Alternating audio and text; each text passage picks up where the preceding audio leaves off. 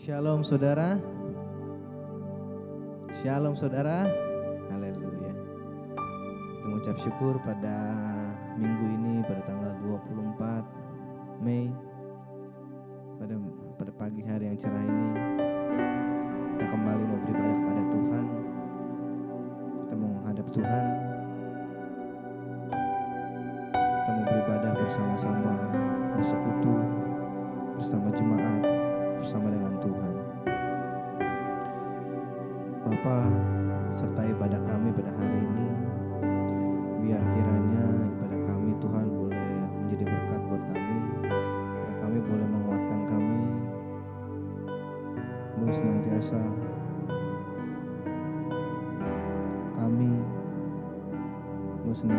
hidup di dalam Tuhan.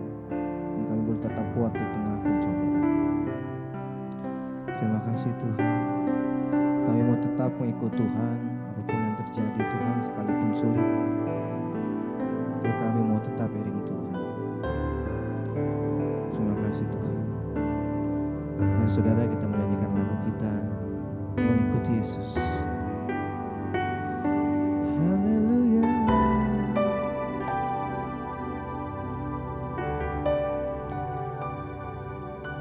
Semua karena anugerah-Mu hari ini ada. Bukan karena kuatku, namun karena Roh-Mu. Ku bawa hatiku, penyembahanku, ku semakin berkurang, Yesus makin bertambah. Mengikut Yesus, itulah kesukaan hatiku. Ku lepas semua hakku untuk mengenal kehendaknya di hidupku. Mengiring Yesus, itulah kekuatan hidupku. Ku yakin anugerah-Nya mampu jadikanku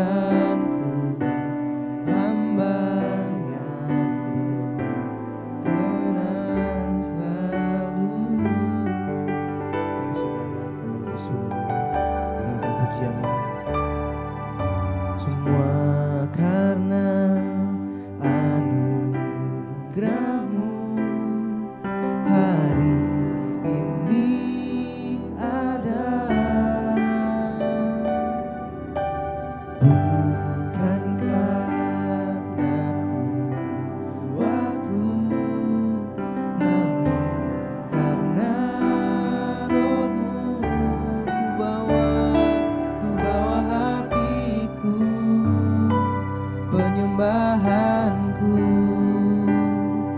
ku semakin berkurang, Yesus makin bertambah. Mengikut Yesus, itulah kesukaan hatiku. Ku lepas semua hakku untuk mengenal kehendaknya di hidupku. Mengiring Yesus, itulah kekuatan hidupku. Ku yakin anugerah-Nya mampu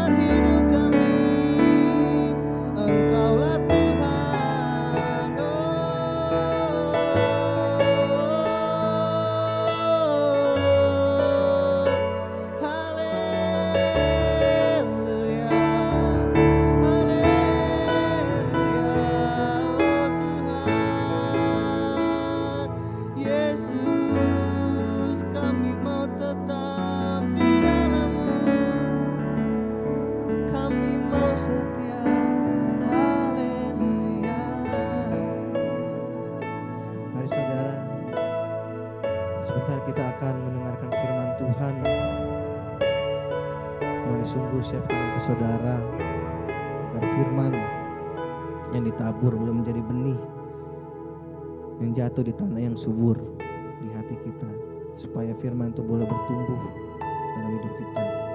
Hidup kita boleh diubahkan, hidup kita boleh berubah semakin seperti Tuhan, semakin seperti Yesus. Terima kasih Tuhan. Ajar kami Tuhan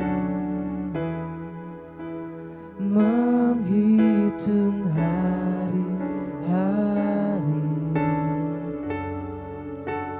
agar kami beroleh hati bijaksana. Amin Tuhan. Ajar kami Bapa hidup dalam jalan-Mu, agar semua rencana-Mu digenapi.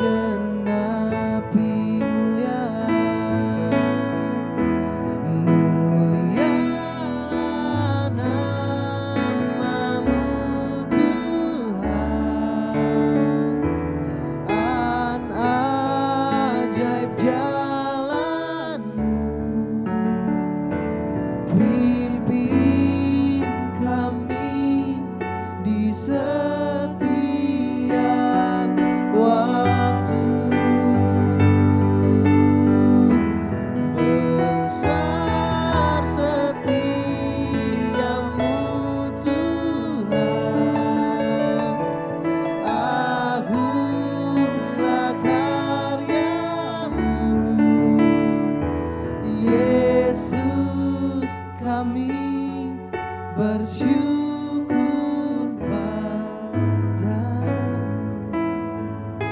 Ajar kami Tuhan menghitung hari agar kami bijaksana Tuhan. Kami Tuhan menghitung hari-hari agar kami beroleh hati bijaksana.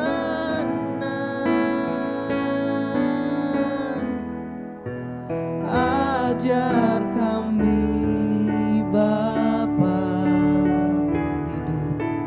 hidup dalam jalan-Mu, agar semua rencana-Mu digenapi. Mulialah Tuhan, mulialah nama-Mu Tuhan, dan ajaib jalan-Mu, pimpin kami di setiap waktu. Oh, besar setiamu Tuhan, agunglah karya-Mu. Yesus, kami bersyukur padamu. Katakan mulialah, mulialah nama-Mu. Katakan haleluya, dan ajaib jalan-Mu, pimpin kami di setiap waktu. Oh, besar setiamu Tuhan, agunglah karya-Mu. Yesus, kami bersyukur pada Yesus kami. Yesus kami bersyukur padamu.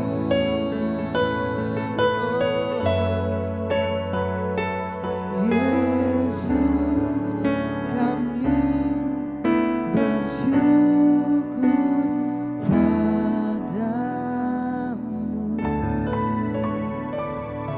Haleluya, haleluya. Terima kasih Tuhan. Mari kita berdoa untuk firman Tuhan. Bapa yang baik yang kami sembah di dalam nama Tuhan Yesus Kristus, kami bersyukur kepadamu ya Tuhan di pagi hari ini atas segala rahmat Tuhan, atas segala kasih anugerah Tuhan yang sungguh luar biasa. Kami ada sebagaimana ada bukan karena kuat dan gagah kami, tapi ini semua semata karena anugerah Tuhan, karena kasih setia Tuhan yang tidak pernah berkesudahan dalam kehidupan kami. Terima kasih lewat pujian penyembahan kami ya Tuhan. Biar kiranya pujian penyembahan kami boleh menyenangkan hati Bapa di surga. Dan sebentar kami ya Bapa akan mendengarkan firman-Mu. Urapilah hamba-Mu lewat urapan-Mu yang baru. Roh Kudus yang ambil alih setiap perkataan hamba-Mu. Biarlah kiranya setiap firman yang hamba sampaikan, firman yang hidup, firman yang penuh kuasa, firman yang memberkati kami. Karena firman-Mu adalah pelita bagi kaki kami, terang bagi jalan hidup kami. Terpujilah Engkau Bapa, di dalam nama Tuhan Yesus Kristus kami sudah berdoa dan mengucap syukur. Haleluya, amin. Puji Tuhan Bapak Ibu Saudara kasih. Selamat hari Minggu. Di pagi hari ini kita bersyukur kepada Tuhan bahwa Tuhan masih mempercayakan kita untuk kita boleh beribadah kepada Tuhan di pagi hari ini. Baik Bapak Ibu Saudara kasih, Shalom. Mari akan kita buka firman Tuhan yang terambil Amsal pasal 24 ayat yang ke-10. Saya akan tunggu. Amsal pasal 24 ayat yang ke-10. Cuma satu ayat saja kita baca. Baik, saya akan baca firman Tuhan buat kita semua. Jika engkau tawar hati pada masa kesesakan, kecillah kekuatanmu. Sekali lagi saya akan baca buat kita. Jika engkau tawar hati pada masa kesesakan, kecillah kekuatanmu. Judul yang akan saya bawakan buat kita jemaat Aberta, jangan tawar hati. Tawar hati menunjuk pada kondisi hati yang dilanda oleh kekecewaan yang mendalam. Karena berat beban yang harus ditanggung oleh seseorang. Tawar hati inilah mengakibatkan seseorang menjadi lemah, kehilangan semangat dan putus asa. Kalau saat-saat ini di zaman virus corona yang telah melanda seluruh dunia, baik Indonesia, sehingga lewat virus corona ini mengakibatkan ekonomi semakin merosot, ekonomi krisis. Kalau sudah ekonomi krisis di muka bumi ini, maka moral juga pasti krisis. Kasih semakin hilang, keharmonisan hilang. Itu sebabnya dikatakan Amsal pasal 24 ayat 10, jika engkau tawar hati pada masa kesesakan, kecillah kekuatanmu, kecillah imanmu, kecillah kepercayaanmu kepada Tuhan. Ada banyak orang tawar hati, kecewa, putus asa, depresi, khawatir dan takut. Sehingga banyak saat ini orang mulai takut dan khawatir oleh karena pekerjaan. Memang lewat COVID-19 ini membuat dunia menjadi gundah gulana. Itu sebabnya mau saya katakan kepada kita di pagi hari ini, Bapak Ibu sore kasih. Jangan pernah takut. Jangan pernah kecewa. Jangan pernah meninggalkan Tuhan. Sekalipun di tengah-tengah masalah persoalan yang terjadi di zaman sekarang ini, kita tetap setia melayani Tuhan. Jangan kecut hati. Ya. Mari andalkan Tuhan di dalam kehidupanmu. Memang sudah berjalan hampir 3 bulan COVID-19 ini. Kita tidak tahu. Tapi ini Tuhan izinkan terjadi buat bangsa ini. Buat dunia ini. Supaya manusia introspeksi diri. Supaya manusia semakin dekat kepada Tuhan. Kenapa manusia itu bisa tawar hati atau kecut hati? Karena dia tidak berjalan bersama dengan Tuhan. Ada 4 hal yang akan saya sampaikan kepada kita semua jemaat GBI Aberta Ministry. Supaya kita dapat mengantisipasi, jangan kita tawar hati. Jangan kita mengeluh. Jangan kita menggerutu. Jangan kita bersungut-sungut. Yang pertama kita akan melihat.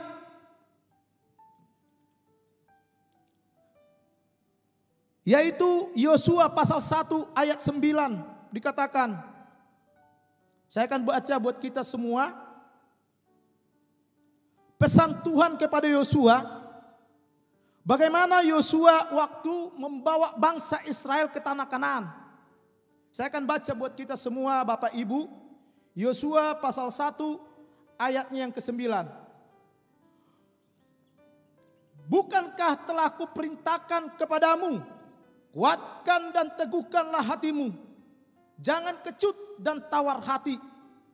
Jangan kecut dan tawar hati, dikatakan Tuhan. Sebab Tuhan Allahmu menyertai engkau kemanapun engkau pergi.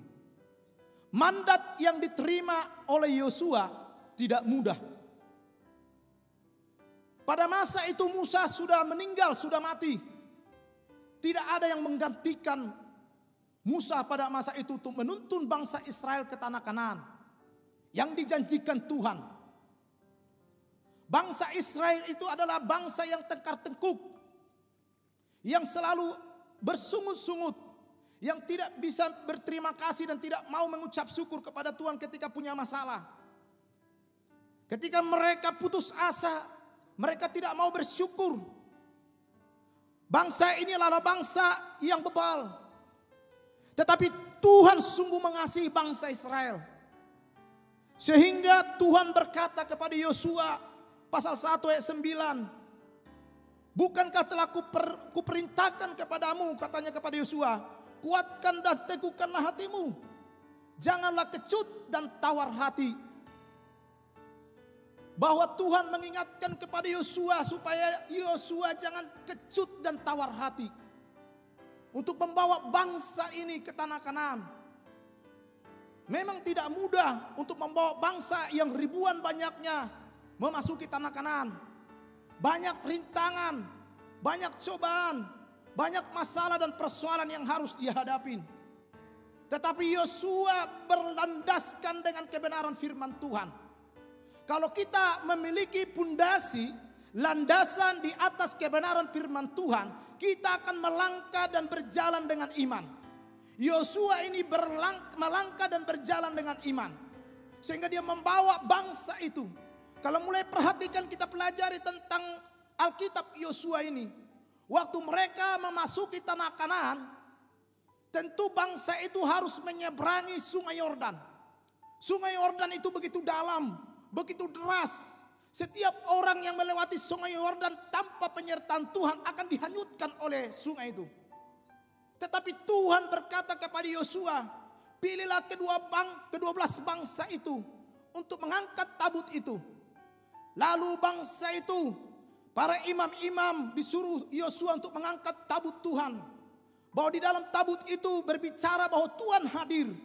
Ketika 12 tua-tua itu mengangkat tabut itu, maka Tuhan hadir seketika itu juga berhentilah sungai Yordan itu. Maka berjalanlah bangsa itu menyeberang sungai Yordan itu. Lalu tantangan yang kedua, ada lagi tembok Yeriko yang harus mereka rubuhkan. Orang-orang yang ada di dalam tembok Yeriko itu adalah orang-orang yang gagah perkasa, orang-orang Amalek, orang-orang Amon dan sebagainya, bangsa yang lain. Tentu begitu taatnya Yosua mendengarkan kebenaran firman Tuhan, dia berjalan dan melangkah dengan iman, dengan berlandaskan kebenaran firman Tuhan dengan perkataan Tuhan. Tuhan berkata kepada Yosua, kelilingilah tembok Yeriko itu. Ketika mereka kelilingi tembok Yeriko, mereka membawa tabut itu selama 7 hari. Itu melambangkan bahwa angka yang sempurna, bahwa Tuhan menciptakan langit dan bumi 6 hari, dan hari yang ke-7 adalah hari yang peristirahatannya. Seketika itu, ketika 7 hari mereka membunyikan trompet, rontoklah tembok Yeriko. Mereka tumpas semua orang-orang yang ada di dalam Yeriko itu, sehingga mereka memasuki tanah Kanaan. Di tembok Yeriko itu, namanya tembok besar, tingginya begitu tinggi, lebarnya begitu lebar, begitu kuatnya pundasinya. Ada lagi dewa-dewa atau mungkin setan yang mereka buat setiap tembok itu. Tetapi karena Tuhanlah, maka rubuhlah tembok Yeriko itu.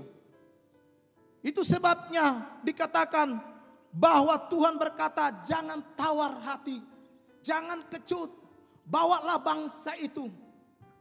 Dan kita melihat bahwa Yosua berjalan dengan iman. Demikian juga dikatakan 2 Korintus pasal 4 ayat 18, kita akan baca buat kita.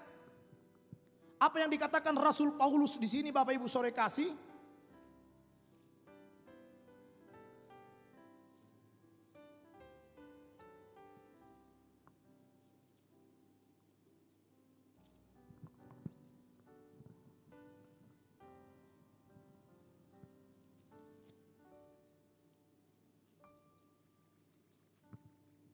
Dua Korintus, kita akan melihat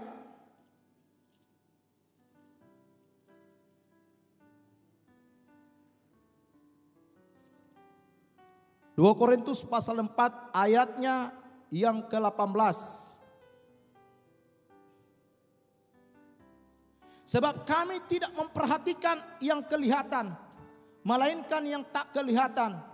Karena yang kelihatan adalah sementara, sedangkan yang tak kelihatan adalah kekal. Yang tak kelihatan ini berbicara, saudara kasih, mengenai imannya. Iman daripada Rasul Paulus. Karena yang kelihatan itu sementara, yang tidak kelihatan itu adalah kekal sampai selama-lamanya. Apakah yang dimaksud yang tidak kelihatan? Apakah Bapak Ibu Saudara kasih mengerti tentang yang tidak kelihatan? Coba kita melihat Ibrani pasal 11, supaya kita mengerti dan memahami, dan kita memiliki landasan di dalam kebenaran firman Tuhan. Supaya kita jangan menyimpang ke kanan dan ke kiri. Supaya kita jangan takut, jangan gelisah, jangan menggerutu. Tetapi kita tetap maju. Iman kepercayaan kita kepada Tuhan. Ibrani pasal 11 ayatnya yang pertama. Apakah yang dimaksud yang tidak kelihatan itu? Ibrani pasal 11 ayat 1. Iman adalah dasar dari segala sesuatu yang kita harapkan, dan bukti dari segala sesuatu yang tidak kita lihat. Berarti yang tidak kelihatan itu adalah iman kita, kepercayaan kita kepada Tuhan. Sebagaimana Yosua, dia melangkah dengan iman membawa bangsa itu masuk ke tanah Kanaan. Ketika Yosua taat, ketika Yosua percaya, niscaya Allah memberikan kekuatan kepada Yosua.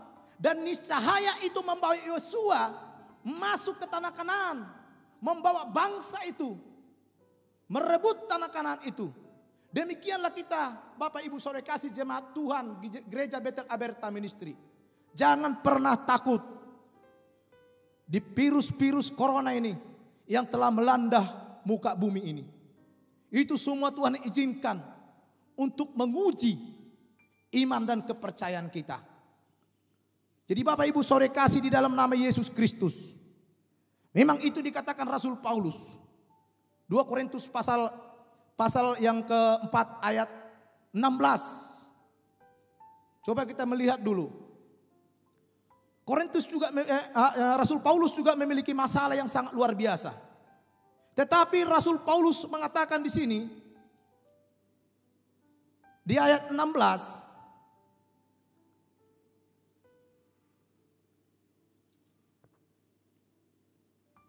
sebab itu kami tidak tawar hati, kata Rasul Paulus.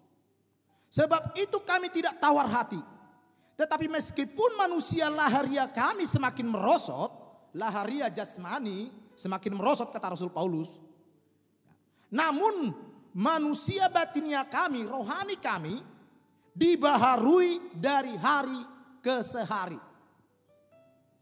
Sekalipun masalah, persoalan yang terjadi dalam kehidupan Rasul Paulus. Mungkin dia terkatung-katung di laut. Mungkin dia dipenjarakan, di kelaparan. Ya, memiliki masalah, persoalan, dipenjarakan dan sebagainya, teraniaya.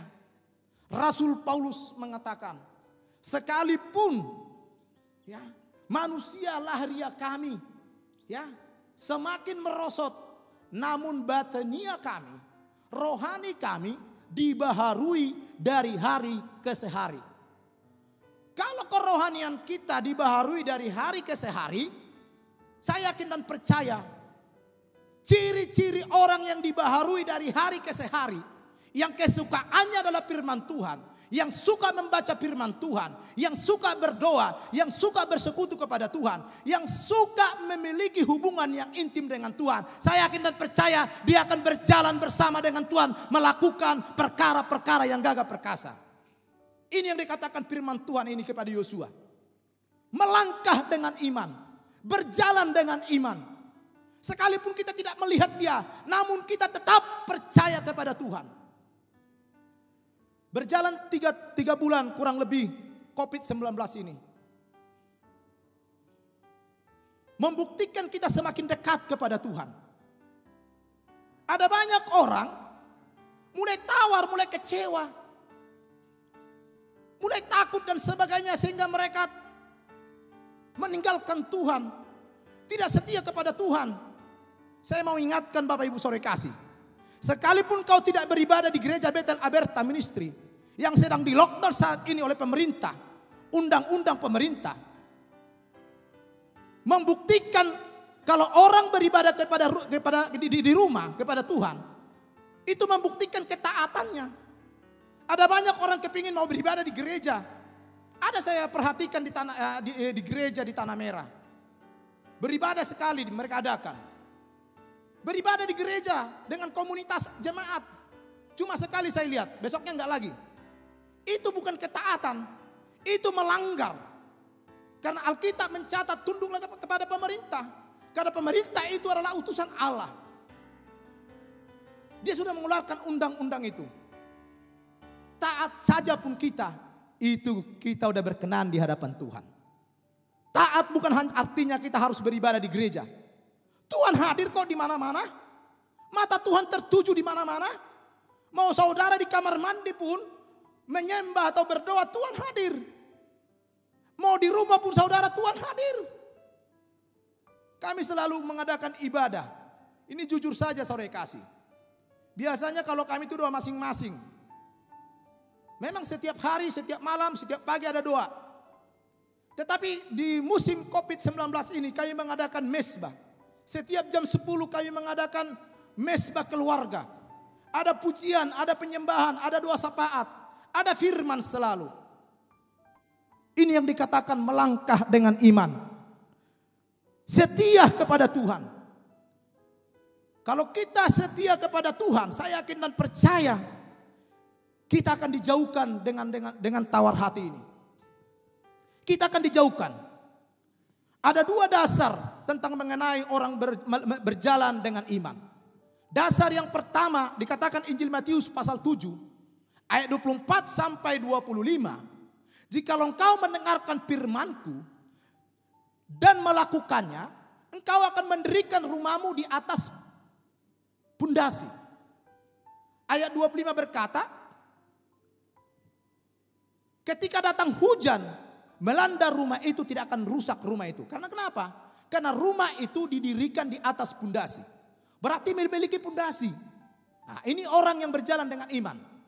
Tapi kalau orang tidak berjalan dengan iman, ayat 25 sampai 27 berkata, jika engkau mendengarkan firman-Ku tapi tidak melakukannya, di ayat 27 berkata, engkau adalah orang yang bodoh yang mendirikan rumahnya di atas pasir. Satu ketika datang hujan melanda rumah itu, sangat hebatlah kerusakan rumah itu.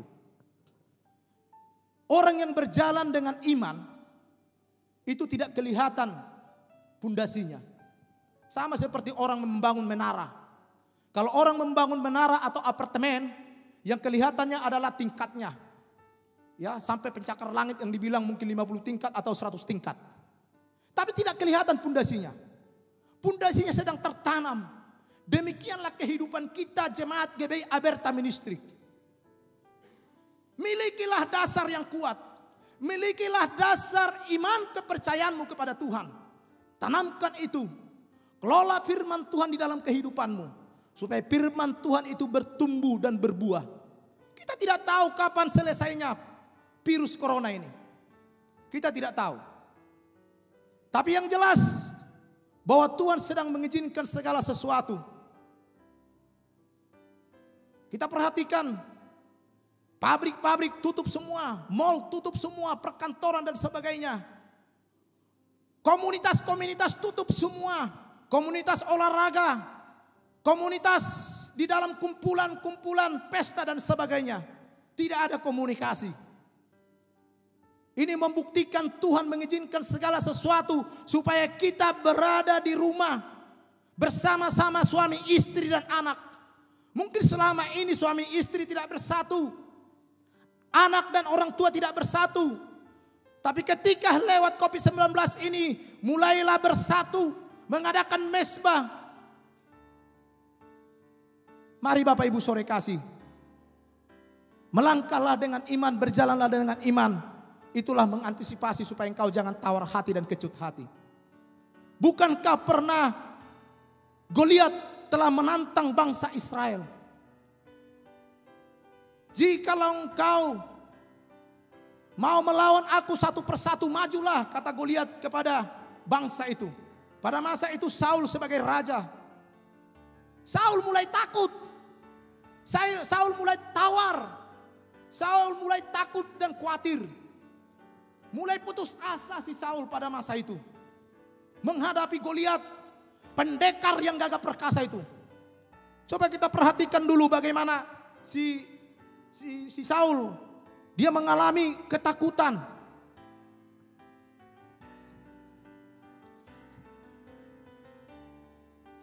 1 Samuel pasal yang ke-17.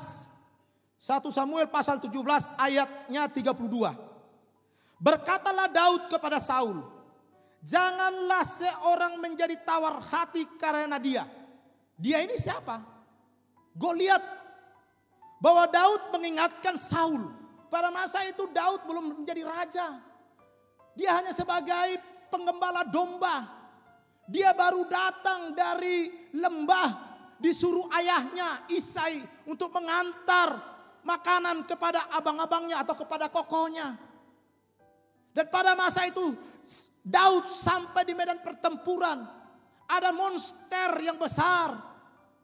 Ada pendekar yang besar namanya Goliat menantang bangsa itu. Dia menantang untuk melawan satu persatu maju ke depan. Kalau bangsa Israel itu kalah, akan dijadikan bangsa Israel itu menjadi hambanya, menjadi budaknya. Kalau Goliat pun salah, orang Filistin itu akan dijadikan menjadi budak bangsa Israel. Mulailah di sini Saul takut. Dikatakan berkatalah Daud kepada Saul, janganlah seseorang menjadi tawar hati karena Goliat. Hambamu ini akan pergi melawan orang Filistin itu.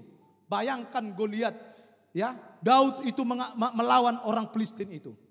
Dan pada masa itu apa yang terjadi? Daud berkata, aku ini hanya penggembala domba. jikalau dombaku diterkam oleh beruang atau oleh singa, maka beruang dan singa itu akan kuhajar sampai mati. Dan kujadikanlah engkau sama seperti singa dan beruang itu, kata Daud kepada Goliat. Oh, berarti engkau menantang aku.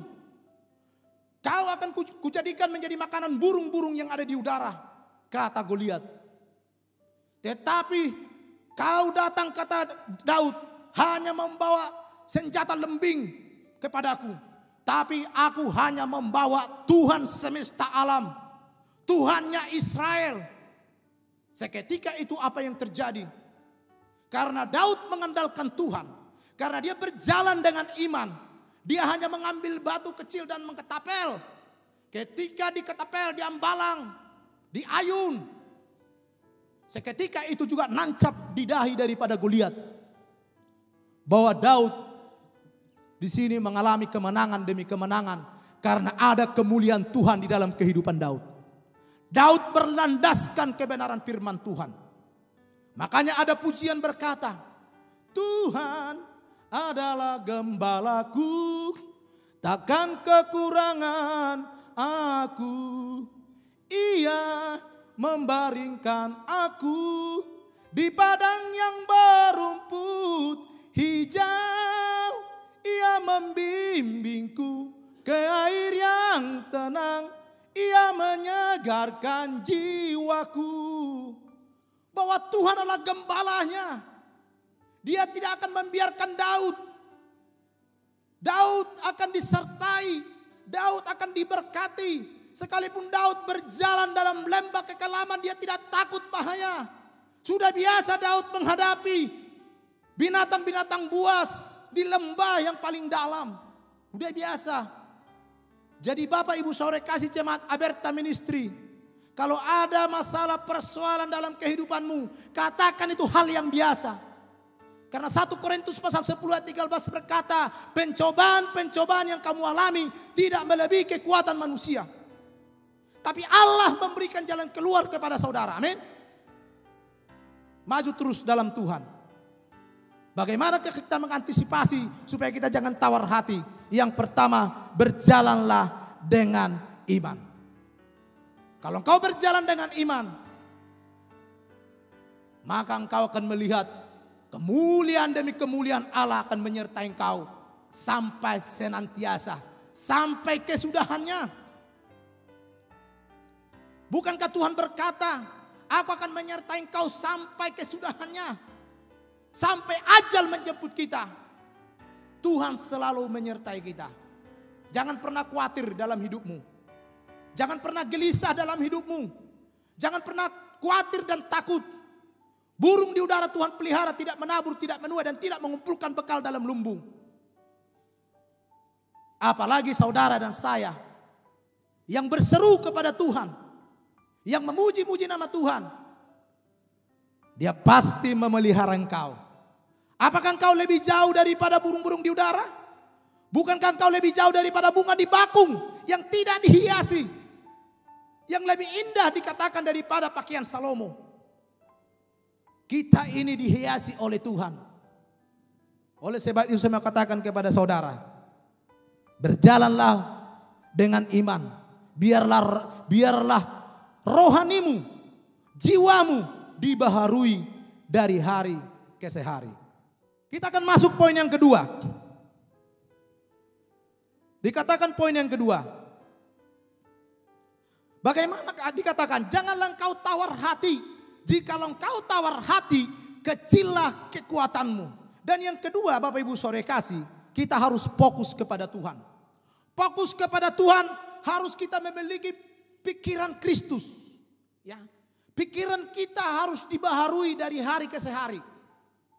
Tertuju mata rohani kita kepada Tuhan. 1 Korintus pasal 2 ayat 16 berkata, saya akan baca buat kita mengenai memiliki pikiran Kristus. Karena dari pikiran inilah sumber segala ketakutan, kekhawatiran, penyakit dan sebagainya. Karena tidak diisi oleh firman Tuhan.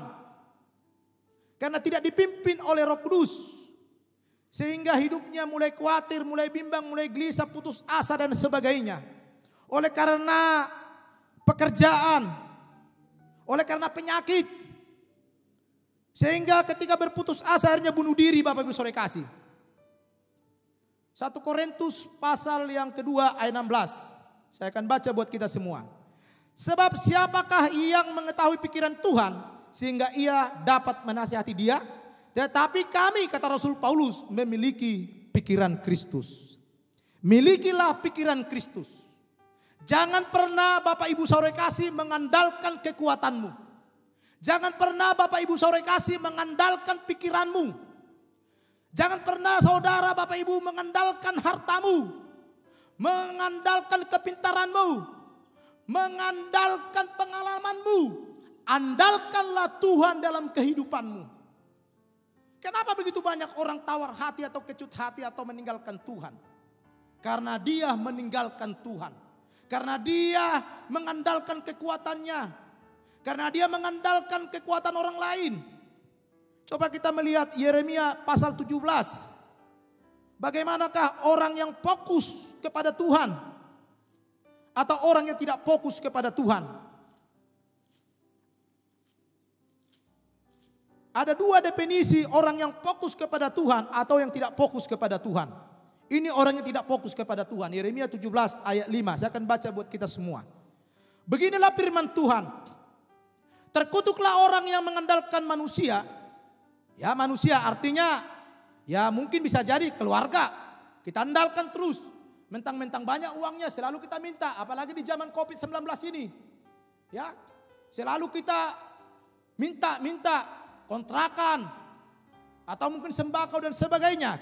Terkutuk, nggak boleh kita mengandalkan kekuatan manusia. Kita harus benar-benar harus mengandalkan Tuhan. Ya bisa jadi mungkin mengandalkan manusia ini dukun, dikit-dikit berdukun. Jangan pernah menduakan Tuhan. Kalau engkau menduakan Tuhan, maka Tuhan Yesus akan cemburu kepada engkau. Sama kalau kita menduakan orang lain. Kita menduakan bos kita. Kita bekerja di tempat lain, mungkin bos kita akan cemburu dan dia akan memecat kita. Makanya dikatakan beginilah firman Tuhan, terkutuklah orang yang mengandalkan manusia, yang mengandalkan kekuatannya sendiri dan yang hatinya menjauh daripada Tuhan. Sungguhkah malangnya kalau orang hatinya menjauh daripada Tuhan. Sungguhkah malangnya kalau orang mengandalkan pikirannya, mengandalkan kekuatannya, mengandalkan hartanya. Terkutuklah dia dikatakan.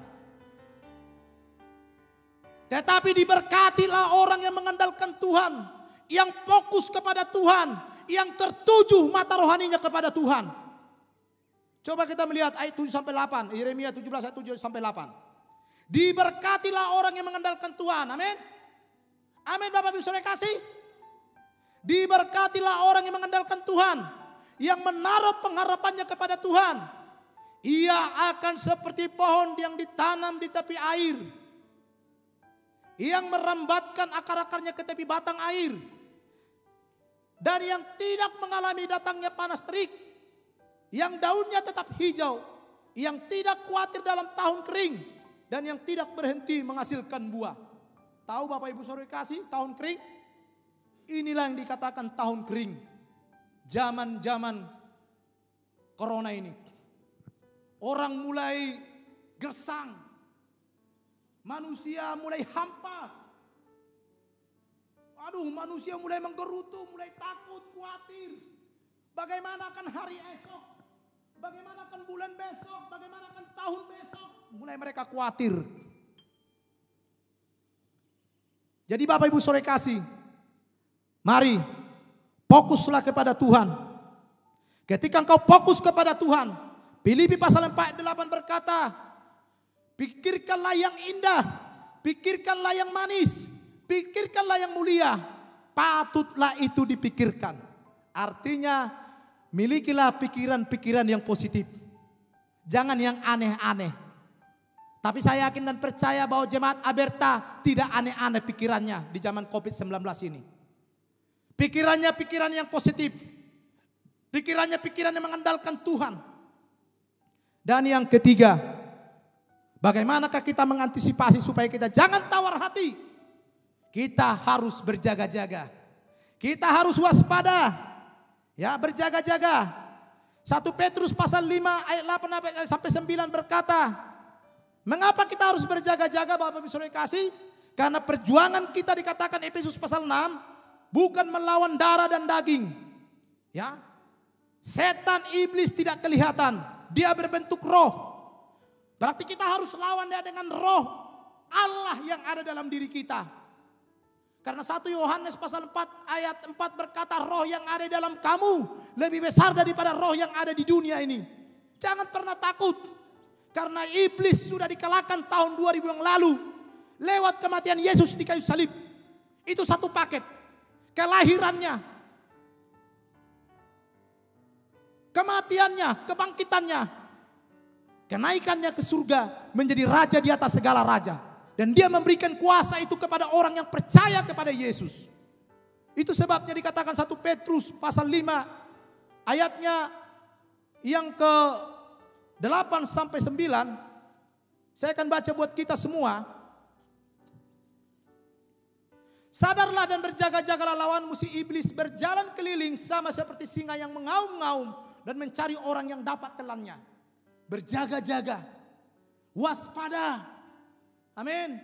Kita harus waspada supaya kita jangan tawar, supaya kita jangan gundah gulana, supaya kita jangan kecewa. Ya, supaya kita jangan putus asa di zaman sekarang ini. Kita harus berjaga-jaga. Ya, berjaga-jaga kita Bapak Ibu Saudara kasih. Berjaga-jaga artinya kita melekat kepada Tuhan. Bukankah Yosua pada memasuki tanah Kanaan Bapak Ibu Saudara kasih? Malaikat surga dia berhadapan dengan Yosua, membawa senjata, membawa pedang, lawan engkau atau kawan? Kata Yosua. Kalau Yosua tidak waspada pada masa itu, mungkin sudah dibunuh itu malaikat tentara surga itu. Tapi ketika dia tanya, lawan engkau atau kawan? Aku adalah malaikat bala tentara surga. Oleh sebab itu engkau berdiri itu Yosua, kuduskanlah dirimu supaya engkau dapat memasuki tanah Kanaan. Jadi poin yang ketiga Bapak Saudara kasih, waspadalah, berjaga-jagalah, artinya di dalam kekudusan supaya engkau bisa bertahan di dalam COVID-19 ini lewat kekudusanmu.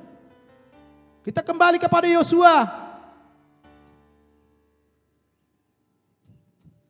Yosua pasal yang kelima. Saya akan baca buat kita. Ayatnya 13 sampai 15. Ketika Yosua dekat Wiriko, ia melayangkan pandangnya. Dilihatnya seorang laki-laki berdiri depannya dengan pedang terhunus di tangannya.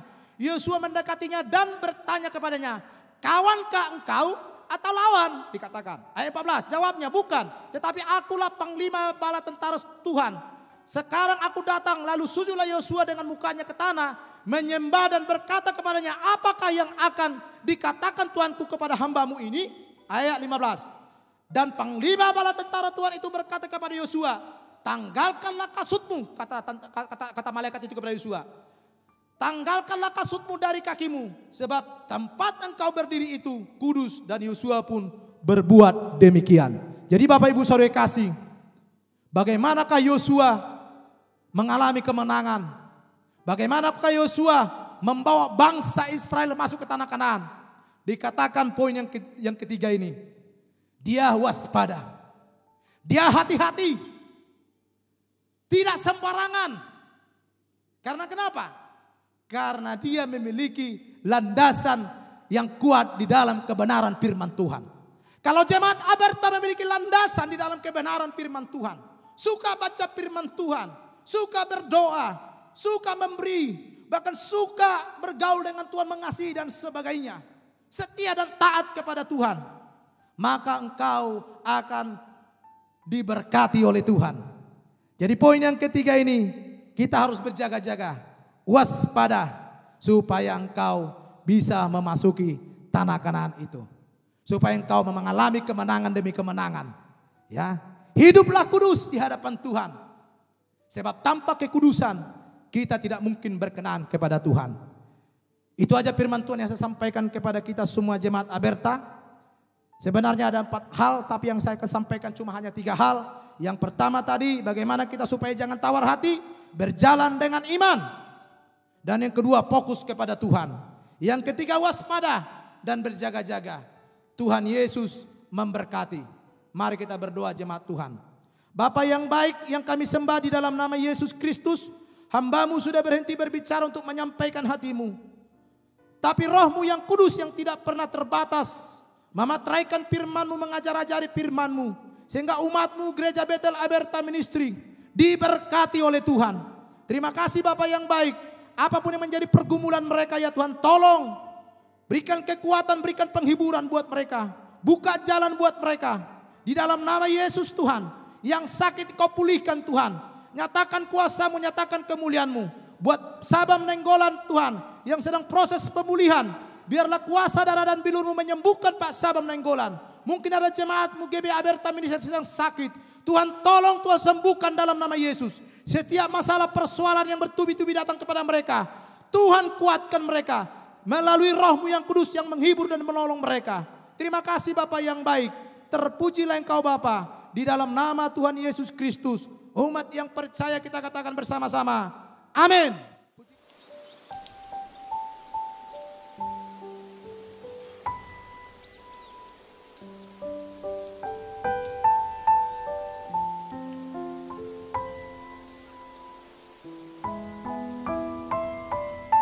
Puji Tuhan buat firman Tuhan yang boleh disampaikan pada hari ini. Akhirnya firman disampaikan oleh hambanya Bapak Ridwan, Bapak Pendeta Ridwan, boleh menguatkan kita, boleh menasihati kita, boleh mengubahkan kita, boleh mempertobatkan kita, biar kita boleh hidup semakin dekat dengan Tuhan, hidup di jalan Tuhan. Terima kasih Tuhan. Mari kita mengusahakan ibadah kita pada hari ini. Hanya ini Tuhan. Haleluya. Hanya ini Tuhan, persembahanku, segenap hidupku, jiwa dan ragaku, sebab tak ku miliki harta kekayaan yang cukup berarti untuk ku persembahkan. Hanya ini Tuhan, permohonanku, terimalah Tuhan persembahanku, pakailah hidupku sebagai alat seumur hidupku. Sama-sama katakan, hanya Tuhan, persembahanku, segenap hidupku, jiwa dan ragaku, sebab tak ku miliki harta kekayaan yang cukup berarti untuk ku persembahkan. Hanya ini Tuhan, permohonanku, terimalah Tuhan persembahanku, pakailah hidupku sebagai alat-Mu seumur hidupku. Pakailah Tuhan, pakailah hidupku sebagai alat-Mu seumur hidupku. Bapa yang baik, kami berdoa Tuhan secara khusus buat hamba-Mu Gembala Sidang kami Pendeta Kurniawan.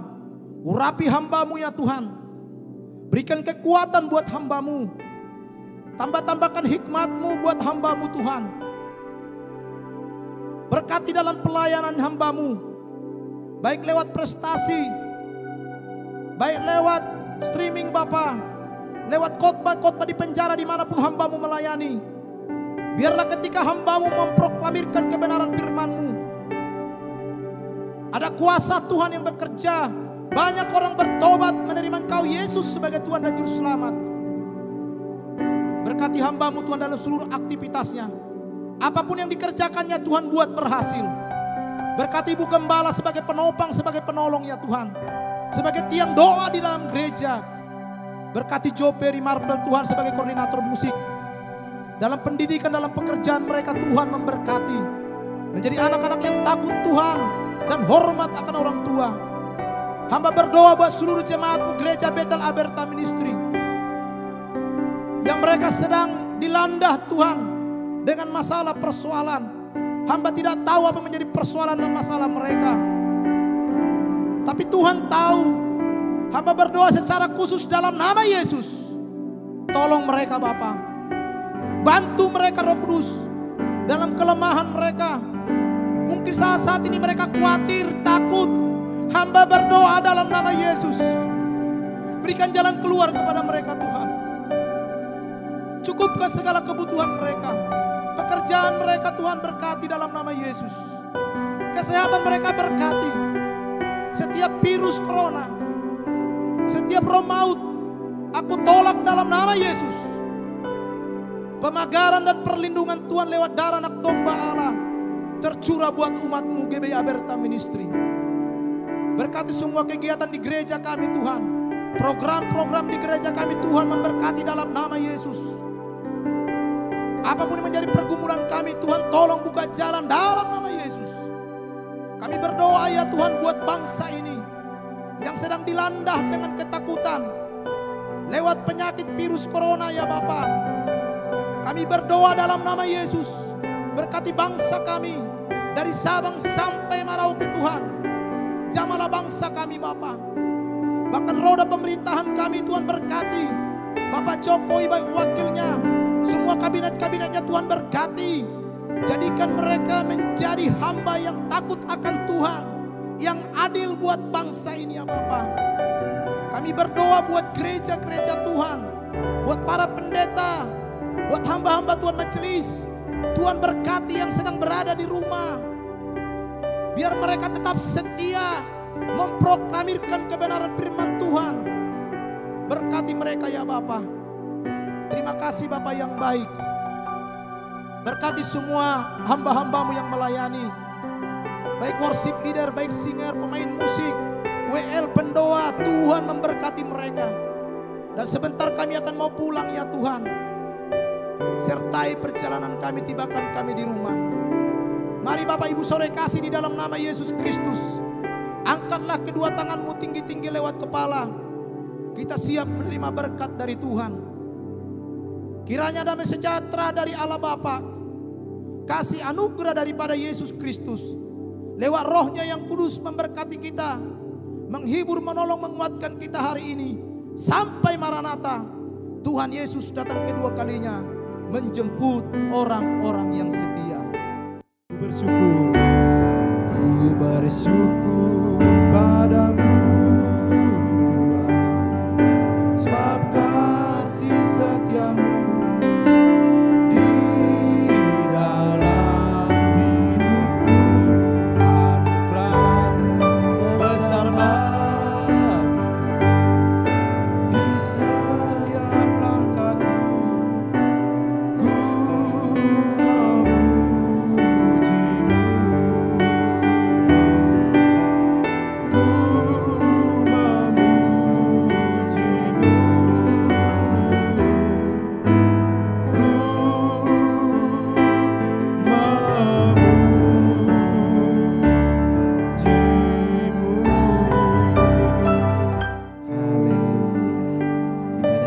selesai. Selamat hari Minggu, tetap kuat di dalam Tuhan. Tuhan Yesus memberkati. Amin.